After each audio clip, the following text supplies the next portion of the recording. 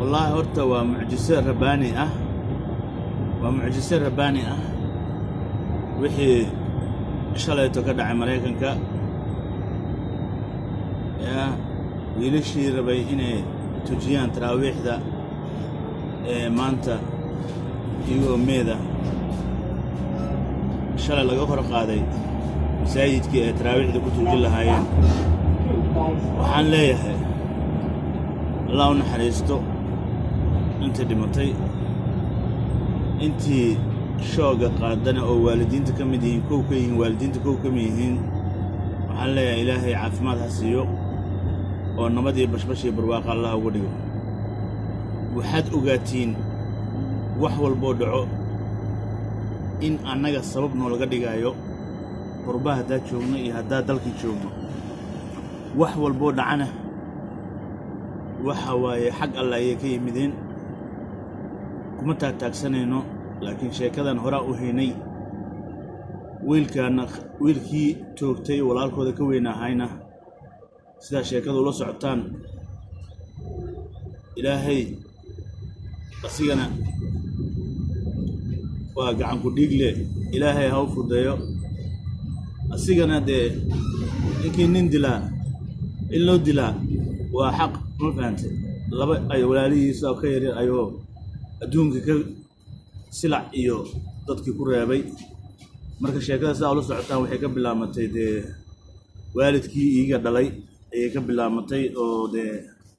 hadda lama galgali karo alxamdulilah shukr rabbil caalamiin way naga hooseeyaan dee waa kaa dee waa mucjiso rabbaani ah oo nagu soo biirtay ilaahayna naga koriyo waxaasoo kaleeto laakiin waxaad ogaatiin Soomaaliyeed in dalkeena iyo dadkeena iyo diinteenaba lagu maqan yahay oo wax walbo ilaahay nooga dhigayo mucjiso rabbaani ah waa in tusaale lagu qaataa waa in la fiiriyaa dadka mustaqbalka leh waa in la ilaalsadaa ilaahay kitaabkooda midig Allah ka siiyo walaalkooda ka xaqdaran ayaa dilay waxaan leenahay sabir iyo iimaan Allah ka siiyo intay ka tageen waa ubax noo soo baxay waa raggii aan mustaqbalka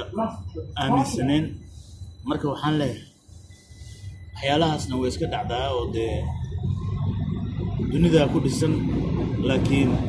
waa mucjiso rabbaani u soo kordhay masjidullah beytka alle waxaan leenahay وذي القربى واليتامى والمساكين وابن السبيل كي